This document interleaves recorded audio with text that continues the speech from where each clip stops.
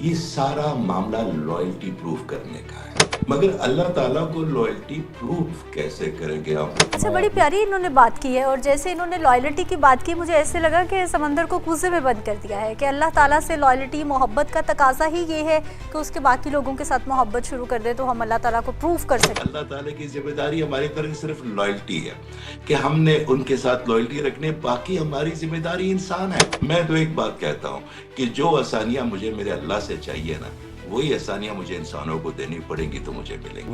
آغاز کیجئے سر۔ جی بسم اللہ جی۔ اعجاز احمد خان صاحب محترم، بس میں یہی پوچھنا چاہوں گا کہ یہ جو انسان کا جو راز ہے یا اس کا جو مقصدیت ہے یا اللہ تعالیٰ کی جو منشا اس میں چھپی ہوئی ہے انسان کو بنانے میں، اور ہم اس منشا کے کتنے قریب ہیں یا کتنے دور ہیں، اس پہ تھوڑی ذرا روشنی ڈالیے گا۔ میں کوشش کروں گا کہ اس کو کم سے کم بات کروں۔ دیکھیں کاشف بھائی، یہ سارا معاملہ لائلٹی پروف کرنے کا ہے۔ اگر میرے اپنی اللہ کے ساتھ لائلٹی نہیں ہے تو میرا نماز، میرا حج، میرا زکوٰۃ، میرا روزہ، یہ پھر صرف ایک ریچول رہ جائیں گے۔ اصل چیز وہ لائلٹی ہے، مگر اللہ تعالیٰ کو لائلٹی پروف کیسے کریں گے ہم؟ کیونکہ ہماری دسترس میں وہ آ جائے تو آ جائے، ہم تو نہیں پہنچ پاتے۔ تو وہ لائلٹی میرے اللہ سے پروف ہوگی انسان کے ذریعے، کہ میں جس رشتے سے بھی محبت کروں وہ کروں میرے اللہ کے لیے۔ اس سے کیا ہوگا کہ ان کے جو گرے ایریاز ہیں پھر ہم اس پہ دھیان نہیں دیں گے، پھر ہمیں وہ نظر نہیں آئیں گے، کیونکہ ہم انڈائریکٹلی تمام جو محبتیں وہ میری خالص میرے اللہ کے لیے کریں گے۔ جس طرح ایک ہوتے ہیں فقیر اور ایک ہوتے ہیں بھکاری۔ فرق کیا ہے؟ دونوں نظر تو ایک آتے ہیں۔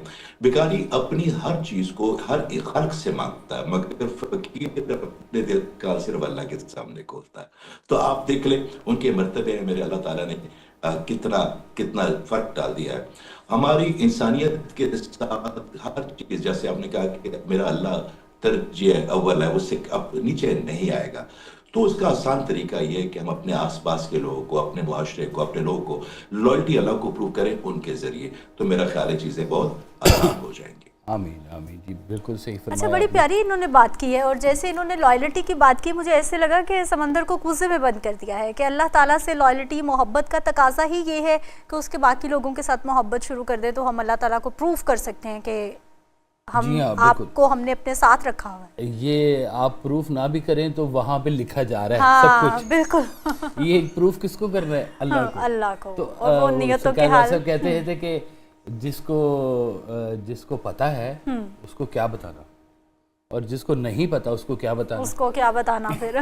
اچھا، میں اعجاز احمد خان صاحب کی طرف جانا چاہوں گی کہ یہ ساری وہی باتیں ہیں گھوم پھر کے کہ ہم نے انسانوں کی مدد کرنی ہے، ہم نے کہتے ہیں نا کہ جی رب رب کر دے بڈھے ہو گئے ملا پنڈت سارے، رب دا کھوج کھرا نہ لبیا سجدے کر کر ہارے، ایتے تیرے اندر وسدا وچ قرآن اشارے، بھلے شاہ رب انہاں نو ملدا جڑا اپنے نفس نو مارے۔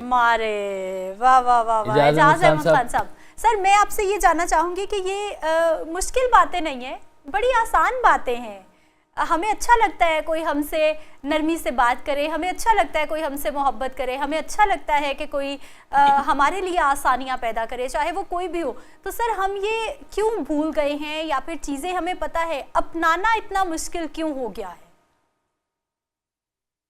اب اتنے شعر صاحبزادہ صاحب نے سنائے تو مجھے بھی جان ایلیٹ صاحب کے شعر جی جی، بسم تم اللہ۔ بہت جاذب و جمیل سے ہی، تم بہت جاذب و جمیل سے ہی، زندگی جاذب و جمیل نہیں، اور سب خدا کے وکیل ہیں لیکن آدمی کا کوئی وکیل نہیں، اور نہ کرو بحث ہار جاؤ گی، حسن اتنی بڑی دلیل نہیں۔ بات یہ ہے کہ ہم بھی تو سب اپنے اپنے سودوں میں اللہ تعالیٰ کو بیچتے ہیں، انسان کو کس نے بیچنا ہے؟ یہ ہماری ذمہ داری ہے۔ اللہ تعالیٰ کی ذمہ داری ہماری طرف صرف لائلٹی ہے کہ ہم نے ان کے ساتھ لائلٹی رکھنے، باقی ہماری ذمہ داری انسان ہے۔ اور وہ انسان جس کو ہم حقوق العباد میں گنتے ہیں، اس میں سب سے پہلے تو ہم آتے ہیں۔ حقوق العباد میں اپنا آپ کو دیا گیا، پہلے تو آپ اپنے آپ کی کہ अपनी शख्सियत की कैसे वो निखार पैदा किया, आपने एजुकेट कैसे किया।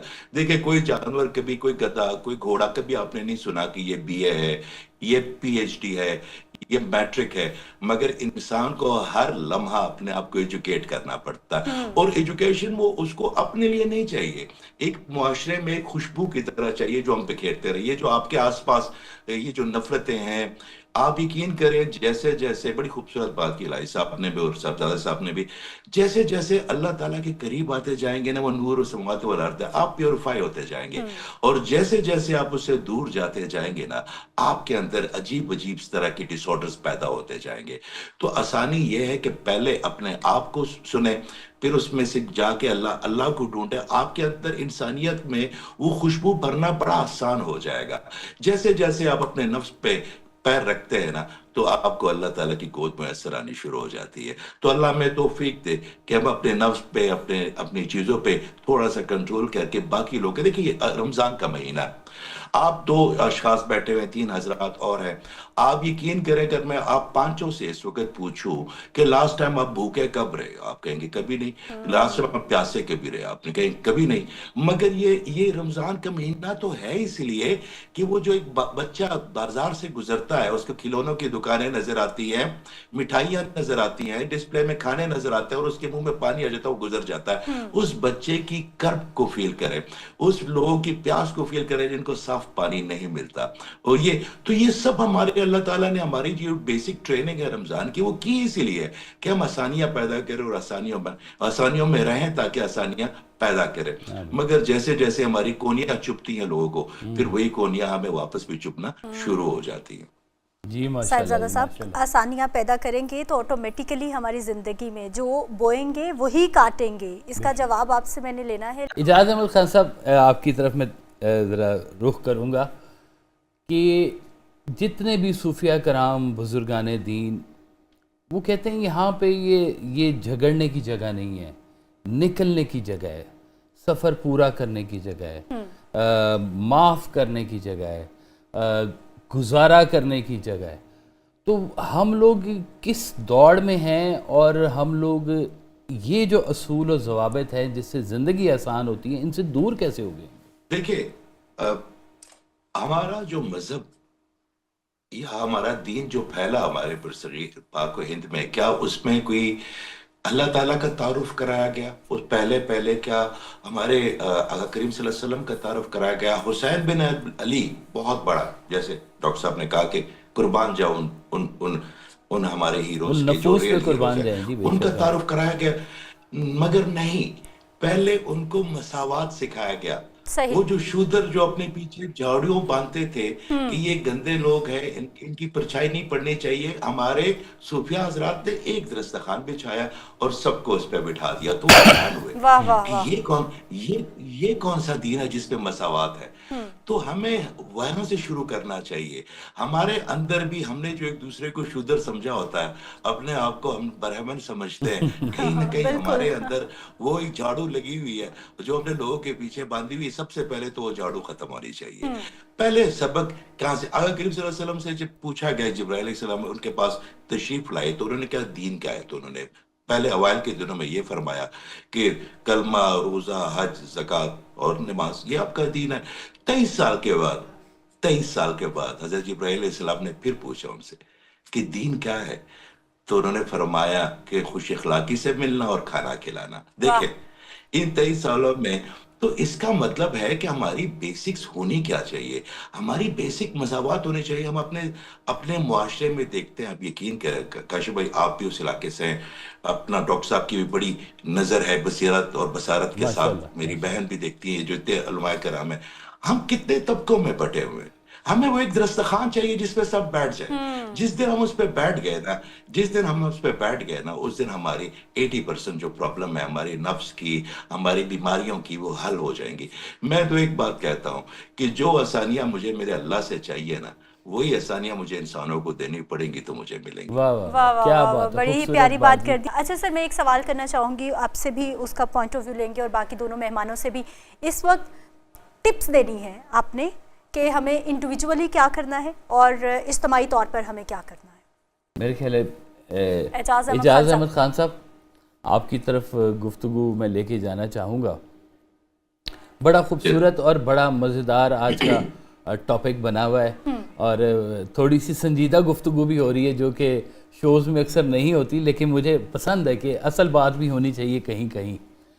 ماشاءاللہ آپ بھی خیر و برکت تقسیم کر رہے ہیں لوگوں میں, نیک باتیں, اور آپ کا بھی جو مجھے پریکٹس اور تھیم جو مجھے نظر آئی ہے کہ اگر آپ درست ہوں گے, آپ کے اندر کی روحانیت درست ہوگی, آپ کا اورا درست ہوگا, آپ کا زندگی کا چال چلن درست ہوگا, اس کے اوپر استقامت کیسے رکھی جائے. کچھ دیر کے لیے تو لہر آتی ہے, آپ بڑے فراغ دل ہو جاتے ہیں, آپ بڑے نیک بھی ہو جاتے ہیں, آپ بڑے سجدہ بھی کرنا شروع کرتے ہیں, دوسرے لمحے لہر جب واپس جا رہی ہوتی ہے آپ وہی پتھر کے پتھر پڑے ہوئے ہوتے ہیں. کیا کریں اس کا بتائیں ذرا اجاز صاحب. میں اس کے حوالے سے اپنی کچھ سالوں سے پریکٹس آپ کو بتا دیتا ہوں, بڑے اللہ تعالیٰ کو حاضر ناظر جان کے.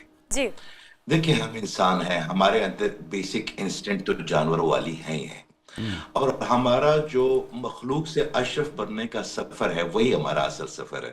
کہ ہم جانور سے انسان کیسے, ہم دیکھیں اشرف المخلوقات, اب باقی مخلوقات بھی تو ہیں, ہم نرگسیت کے شکار ہے کہ ہم ہی ہیں, نہیں باقی ہم اشرف المخلوقات میں آتے ہیں.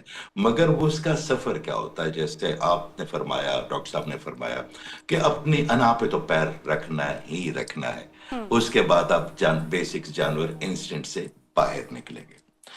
مگر اس کے لیے ایک کوئی آپ نے جیسے فرمایا کہ طریقہ کیا ہے, میں آپ کو اپنا طریقہ بتا سکتا ہوں. اگر میرے ساتھ کوئی سخت بات کرتا ہے, اگر میری کوئی کبھی کسی ذات پہ حملہ کرتا ہے, یا میری کسی قومیت پہ حملہ کرتا ہے یا کرتا ہے, تو میرے ایک پیمانہ بنا لیا جس سے مجھے بڑی آسانی ہو گئی کہ میرا کیا خاندان, میری کیا شکل, کیا میری وزڈم, کیا آقا کریم صلی اللہ علیہ وسلم کے کسی پوائنٹ میں 1% کے برابر ہے. کیونکہ جو امت کا پیغمبر ہوتا ہے وہ سب سے بڑا انٹلیکچل ہوتا ہے, سب سے بڑا, تبھی تو اللہ تعالیٰ ان کو آپ کے پیغمبر.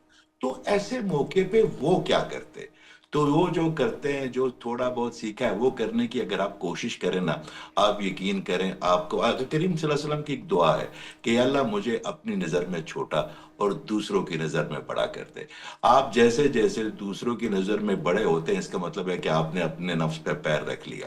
تو یہ بڑا آسان طریقہ ہے. میں نے جو کیا کہ میرے ساتھ کوئی بھی معاملہ آتا ہے جس میں مجھے لگتا ہے کہ وہ جو اندر کا جانور ہے وہ اپنی تھوتنی باہر نکال رہا ہے, یا وہ جو پنجے گڑے ہوئے ہیں بچپن سے, ہماری اصل میں پرابلم جو ہے نا وہ لرننگ کی تو اب ہے نہیں, استاد ہمیں چاہیے. اور ہم نے وہی بات میں پھر کہوں گا کہ کیل کبھی نہیں تیرتا, وہ جب لکڑی پہ لگتا ہے تو وہ بھی اس کی برکت سے تیرنا شروع ہو جاتا ہے. واصف صاحب ہیں ہمارے آس پاس استادوں کی جو ہے نا بڑے خوبصورت قسم کی, میرے اللہ تعالیٰ نے خاص کر, میں تو پاکستان کو کہتا ہوں, اگر ہم انڈیا کو بھی ساتھ تھوڑا سا ملا لیں تو, مگر یہاں پہ جو ہمارے پاس صوفیہ حضرات ہیں, جو جن کی کتابیں ہیں, جن کے لیکچرز ہیں ہمارے پاس, وہ ہمارے پاس تو اتنی سیدھا صراط مستقیم تک ہمارے لیے وہ بنے ہوئے کیٹ آئیز کہ یہ صراط مستقیم ہے, اس پہ جاؤ گے تو فلاح پاؤ گے.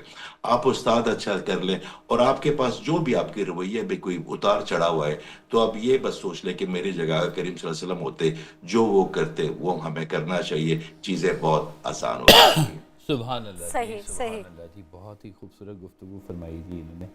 اور وہ جو راز کی بات ہے وہ آج کافی حد تک کھلی بھی ہے مقصد انسانیت کے حوالے سے. بہت شکریہ اعجاز احمد خان صاحب آپ کا. انشاءاللہ کل پھر آپ سے ملاقات ہونے والی ہے.